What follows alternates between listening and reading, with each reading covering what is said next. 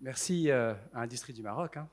Excellent thème d'actualité. Merci chez Hicham. Moi, j'ai beaucoup appris. J'ai beaucoup écouté. Et puis, je me suis dit, oula, on est à la fin de la matinée. On a pris du retard. Tout le monde a faim. Alors, j'ai posé la question à ChatGPT. J'ai dit, écoute, voilà, comment animer une keynote lorsqu'on est le dernier speaker de la matinée, que le programme a pris du retard, que les échanges ont été extrêmement passionnants, mais que la majorité de l'auditoire attend le déjeuner. Que faire? J'ai posé la question tout de suite. Alors, il m'a répondu, il n'a pas été très rassurant, il m'a répondu, animer une keynote dans ces conditions peut être un défi. Mais avec une approche adaptée, vous pouvez toujours captiver l'auditoire. Alors, il m'a donné 4 conseils que je vais partager avec vous ici. Soyez énergique et engageant. Premier conseil. Deuxième conseil, résumez vos points clés, les points clés. Racontez des histoires inspirantes. Interagissez avec l'auditoire. Alors, et puisqu'il est le modérateur. Et il a dit aussi utiliser l'humour avec parcimonie, donc je vais faire attention. Nous sommes tous... Alors, je vais commencer par une histoire que j'avais préparée. Et cette petite histoire, c'est mon premier contact avec l'intelligence artificielle. Alors ça remonte. Prenez pas les calculatrices. C'était en 1991. Alors j'étais en dernière année du collège. Et certains d'entre vous le savent, j'ai grandi dans le nord-est de la France, à Vendôme-et-Nancy, en banlieue de Nancy. Et j'ai cherché un stage de fin de collège, stage d'observation. Alors j'ai cherché l'entreprise, il n'y en avait pas beaucoup dans mon réseau. C'était février 91. Certains d'entre vous ici, je vois qu'il y a beaucoup de jeunes, se reconnaissent. Aucun moyen d'accéder à un stage. Je redouble d'efforts. Je tape à toutes les portes. Il n'y avait pas de ChatGPT, je n'ai pas pu lui poser la question. Et in fine, on m'oriente vers Mustapha. Alors Mustapha, c'est un étudiant marocain de la diaspora. Mustapha a été docteur dans un centre, l'INRIA, l'Institut national de recherche en informatique et automatique. C'est comme ça que ça s'appelait à l'époque. Et ça, oui. Et il y avait un INRIA qui était l'INRIA de Lorraine et qui était à Nancy. Alors, Mustapha, les Amradar, m'aide, intercède auprès du directeur de l'INRIA, du laboratoire, et me permet de faire le stage avec lui à l'INRIA. Et il m'explique qu'il a grandi dans un village au Maroc, qu'il n'avait pas d'électricité, qu'il faisait 5 km à pied pour aller à son village et étudier, mais il est très fort en maths. Il a fait l'informatique, passé la licence, la maîtrise, le doctorat. Et qu'est-ce qu'il faisait, Mustapha, à l'époque, en 91? Il concevait des langages naturels, les prédécesseurs des LLM. Alors, il utilisait des langages un peu oubliés aujourd'hui. J'avais le plaisir de voir Mme Selrini avec des noms. C'était Lisp et Prolog. Et en fait, j'ai vu dans votre slide que vous les avez mis Lisp créé en 1958 et Prolog en 1972. Mustapha m'a initié en 1991 à l'intelligence artificielle. Montrer qu'on pouvait essayer de comprendre le langage humain, qu'on pouvait commencer à écrire les choses. Son expérience, elle a été comme une lanterne pour éclairer mon chemin.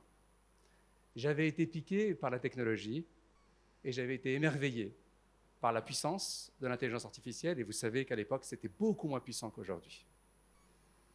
Alors aujourd'hui, 32 ans après, je suis là, devant vous. Je me tiens debout et je suis en charge d'une activité d'ingénierie où, au Maroc, d'un grand acteur de technologie mondiale, Capgemini, qui compte 360 000 collaborateurs dans le monde et qui fait que ça. Il fait de l'IT, il fait de l'intelligence artificielle, il fait de l'ingénierie. C'est des professionnels, on est des professionnels de la technologie. 32 ans après cette rencontre, je suis très heureux de compter dans mes équipes plus de 3600 ingénieurs et professionnels de l'ingénierie au Maroc qui travaillent dans les industries intelligentes. Et qu'est-ce qu'ils font? C'est des ingénieurs et des scientifiques. Et certains sont diplômés de vos écoles. On recrute de 60 institutions au Maroc, de Oujda à Laayoune. Et ils opèrent dans la mécatronique, dans les systèmes embarqués, dans l'intelligence artificielle, dans la conception de véhicules, dans la logistique, dans l'énergie verte, dans les systèmes intelligents. Et tout ça au Maroc. Ces 18 derniers mois, on a créé 1500 emplois au Maroc. Faisant de Capgemini Engineering, mais il y a aussi d'autres acteurs, faisant de Capgemini Engineering le premier recruteur d'ingénieurs au Maroc. Et on est à 99% à l'export.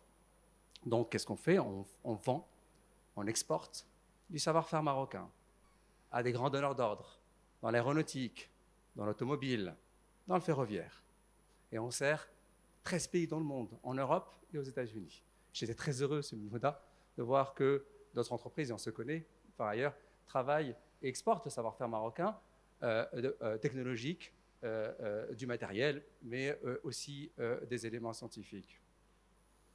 Alors, au cours de ces 32 dernières années, la technologie, elle a beaucoup évolué. Les logiciels sont désormais dans notre quotidien. Alors vous disiez, monsieur, est-ce que, messieurs les amis, est-ce que l'informatique va tout manger? Est-ce que l'intelligence artificielle va nous manger? Alors, c'est intéressant parce que j'ai utilisé un terme qui est similaire, et c'est de dire que, en fait, les logiciels ont phagocyté. Je vais expliquer ce que ça veut dire. Ils ont phagocyté les activités humaines. Alors, phagocyté, pour les scientifiques qui sont dans la salle, c'est un processus biologique où certaines cellules, elles ingèrent, elles absorbent d'autres cellules. Et en fait, aujourd'hui, appliqué au contexte technologique et informatique, les logiciels, ils ont pris une place importante dans notre quotidien. Elles ont transformé la manière dont on communique. Voilà, vous ne communiquez plus par porte-voix ou avec des faucons, par message, mais vous utilisez un logiciel. Elles ont changé la manière dont on apprend. Elles ont changé la manière dont nous commerçons. D'accord? On utilise Internet, on se fait livrer, ou juste on va sur Internet pour se renseigner. Ou même dans laquelle nous travaillons. Et on vient de voir plein d'exemples, et j'adorais vos exemples, je voulais en mettre, mais vous avez déjà fait d'énormes et de très très très beaux exemples. Même ça a changé la manière dont on interagit socialement. Vous avez vu tous les groupes qu'on a tous socialement pour collaborer. Mais quel était l'objectif des recherches de Mustapha? C'était aller encore plus loin. Et comme vous, madame et vos équipes, utilisez l'intelligence artificielle pour reproduire par biomimétisme le fonctionnement de notre cerveau, le fonctionnement de notre humain. Et j'ai adoré, et j'ai noté les points que vous aviez marqués, et notamment, je retrouve les notes que vous aviez dessus, c'est le fait de interagir comme l'humain, penser comme l'humain, et travailler et mimer l'humain dans les interactions. Alors,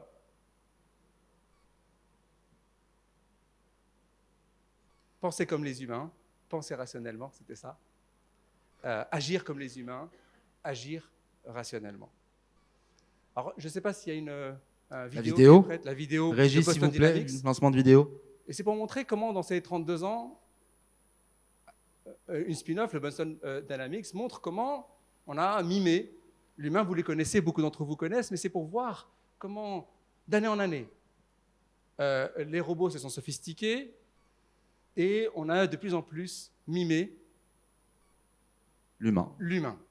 2009, 2011, et vous voyez cette vitesse. Alors j'adore cette vidéo parce qu'elle montre de manière approchée comment ça évolue et comment ces éléments permettent d'accompagner nos actions.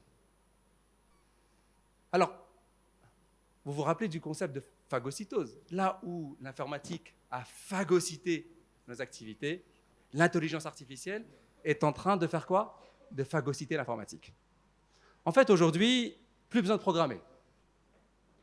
Le système nous comprend, le système nous mime, le système nous apprend, le système apprend, le système s'insère naturellement dans nos interactions. C'est de plus en plus proche de ce que l'on fait. Alors, qu'est-ce que ça veut dire pour l'industrie? Parce que c'est le thème d'aujourd'hui, n'est-ce pas?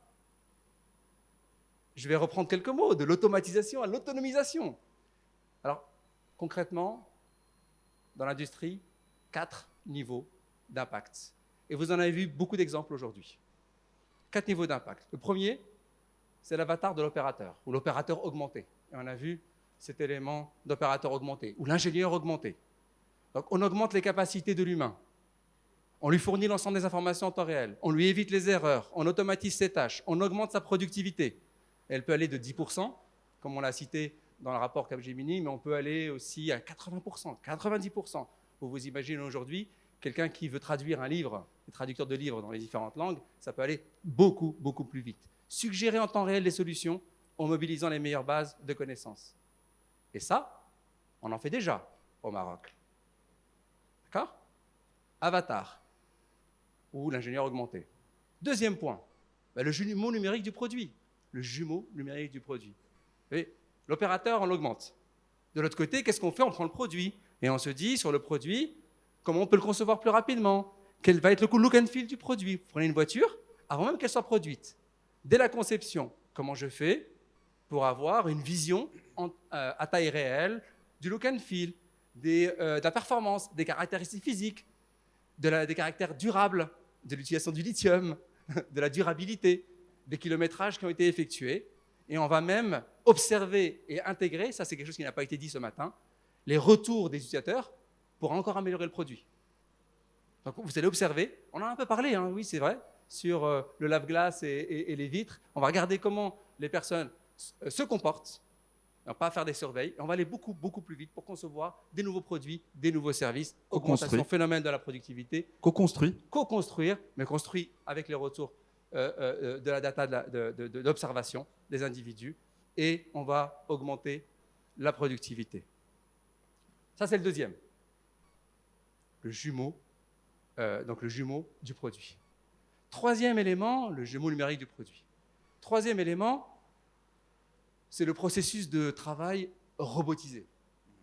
D'accord? Donc en fait, on regarde le processus, et ça vous a été expliqué tout à l'heure, sur la supply chain, par exemple, et puis on va regarder comment modéliser cet ensemble et s'assurer d'aller plus vite. Et vous l'avez vu, je ne vais pas m'étendre là-dessus, mais c'est le troisième point. Je prends le processus de fabrication, de la conception jusqu'à la production, et je m'assure de pouvoir aller plus vite et de modéliser ça. Je fais le jumeau numérique du process.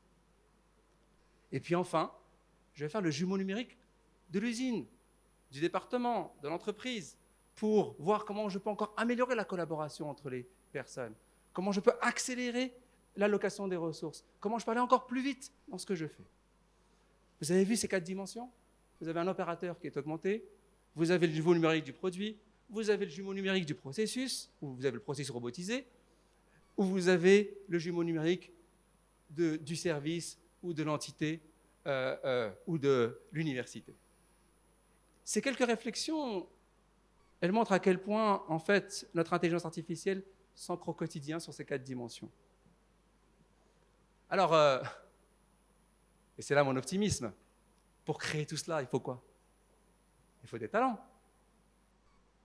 D'accord? Et Madame Sarini avait montré une slide qu'elle a passée très très vite. On a les mêmes sources. D'accord? C'est le World Economic Forum. 97 millions de postes vont être créés. C'est une estimation. 97 millions d'ici 2030. D'accord? Et comme on le disait tout à l'heure, il n'y a plus besoin même de savoir programmer. Mais il faut une approche scientifique. D'accord? On le voit, il y a une furie partout de création de start-up en intelligence artificielle ou d'entreprises qui vont travailler ou qui travaillent dans les industries intelligentes. Il y a un tournant, ça se fait maintenant. On est à l'aube d'une révolution, une accélération, la 5e, la 6e. On est dans cette révolution. Alors je vous entends, toutes et tous, si ça crée de l'emploi, ça peut aussi en détruire, n'est-ce pas? D'accord? Donc on peut se poser la question, on se dit oui, mais combien on pense que ça peut remplacer, bouger? Ça bougera, ça aura un impact et vous le voyez déjà. J'ai été obligé d'utiliser ChatGPT juste pour avoir des conseils. Le 85 millions de postes vont être impactés durement. Mais ça a été le flot de toutes les révolutions. Qui c'est qui veut remplacer maintenant le tractopelle ou la grue ou le bulldozer par des personnes avec des pioches et des pelles? D'accord? Donc il faut juste... il y a toujours une création, une transition, et il y aura, la conviction qu'on a, c'est qu'il y aura beaucoup de nouveaux travaux, de nouveaux jobs, et il y aura des transformations des jobs actuels. C'est pour ça qu'il y a des formations et des montées en compétences. Exactement. Et c'est à nous, tous, toutes et tous, de faire en sorte de prendre ce virage et de travailler ensemble pour aller là-dessus. Mais c'est un océan d'opportunités. Alors, je vais aborder un sujet qui n'a pas été abordé jusque-là, mais qui va peut-être être abordé un peu plus tard. Ce sont les limites. Ça soulève des questions éthiques. Ça soulève des questions de responsabilité. Parce que quand vous avez une machine qui apprend toute seule, donc vous ne pouvez pas prévoir son comportement. En langage scientifique, on dit qu'elle n'est pas déterministe. Parce que vous ne l'avez pas programmée, elle a appris. On parle carrément de conscience de l'intelligence artificielle, mais ça, c'est notre sujet. Donc, si vous mettez un robot avec un enfant, qu'est-ce qu'il va lui apprendre? Est-ce qu'il ne va pas être violent? Donc, on a besoin d'avoir quelques garde-fous. D'accord? Est-ce qu'il ne va pas lui apprendre quelque chose de non souhaitable, qui était un biais cognitif de nous tous? Il a tellement appris l'humain, copié l'humain, qu'il a peut-être copié de travers et montré des choses qu'il ne devait pas montrer à un enfant. Si l'intelligence artificielle n'est pas programmée, elle n'est pas prévisible, est-ce que vous lui donnez la responsabilité de gérer un avion, un train, une centrale en autonomie? Donc ça, c'est des questions. Si lors d'une conduite autonome, et on travaille dessus, l'ordinateur doit faire un choix entre blesser une dame de 30 ans ou un adolescent en bicyclette, qu'est-ce qu'il doit faire comme choix? Parce que nous, on n'a pas à faire le choix. On va toujours dire que c'était involontaire. Mais la machine a fait un choix. Et à un moment donné, on l'a guidé dans ce choix. C'était quoi le choix éthique? Alors c'est pour ça que des grandes entreprises comme Microsoft, comme Capgemini, ont défini très tôt des codes éthiques, des codes déontologiques sur comment on adresse ces sujets. Comment on s'assure d'avoir une intelligence artificielle équitable, transparente, juste, robuste, sûre, contrôlable. Puis, et donc, au Maroc, des secteurs d'activité entiers, comme le mien, dans l'offshore, sont nés d'une vision.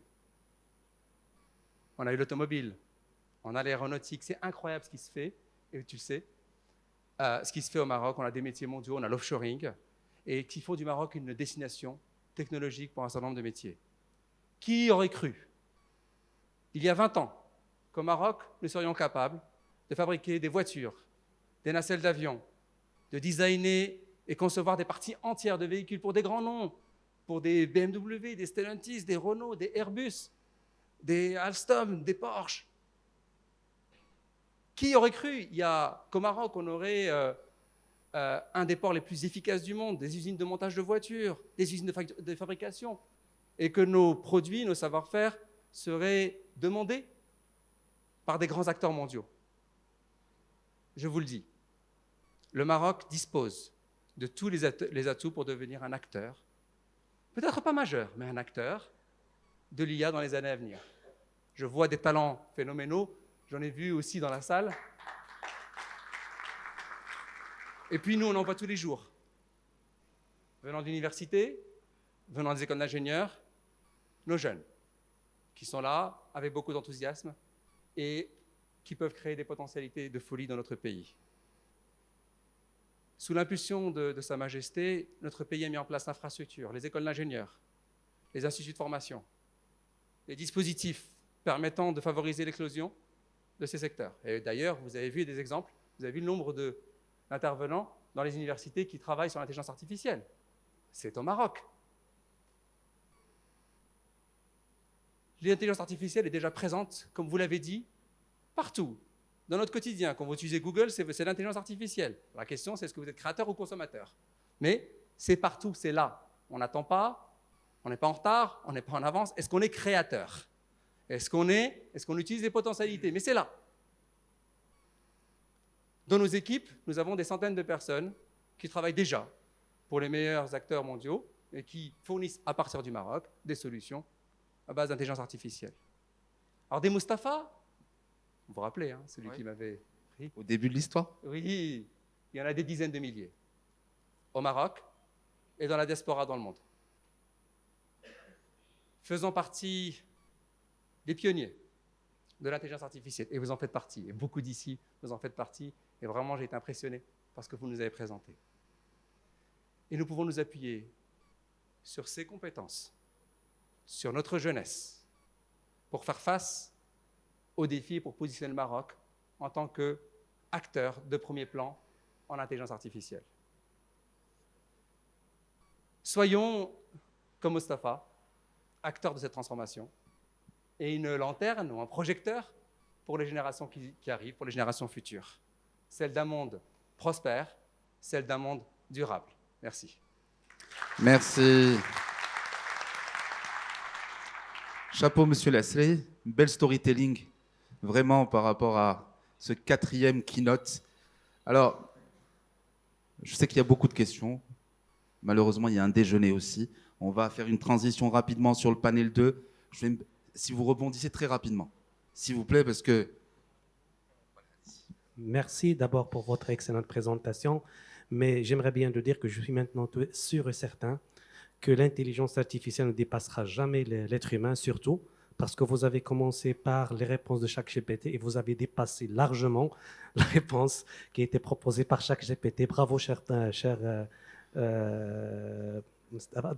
Lasselet, pour votre présentation. Mais ce que j'aimerais bien de dire, pourquoi est-ce que je retournais à la question de tout à l'heure, malheureusement, madame, il n'était pas avec nous, est-ce que surtout sur l'impact, c'est-à-dire l'avenir de l'intelligence artificielle? C'est ça ce qui est normalement comme question. Alors, clairement, on a une accélération du temps, on a une accélération des solutions, et moi, ce que j'aime bien dans l'intelligence artificielle ou dans ces nouvelles technologies, c'est qu'on ne peut pas être trop en retard parce que tout est nouveau. D'accord? Donc, il y a de la puissance de calcul, il y a des compétences, d'accord? Mais il faut choisir ses combats. On ne peut pas être le meilleur partout. On est un pays qui a 40 millions d'habitants et il y a des limites aux moyens, mais en même temps, il faut choisir nos combats. Il faut choisir le sujet sur lequel on avance. Et au niveau mondial, clairement, si c'est la question, les choses avancent très vite, avec des solutions de plus en plus performantes. Nous, on a lancé une solution hyper-automatique pour en plus faire de l'hyper-automatisation à base d'intelligence artificielle, et j'ai quelques personnes de mon équipe qui sont là sur ces sujets. On adresse le marché mondial, il n'y a pas de temps à perdre.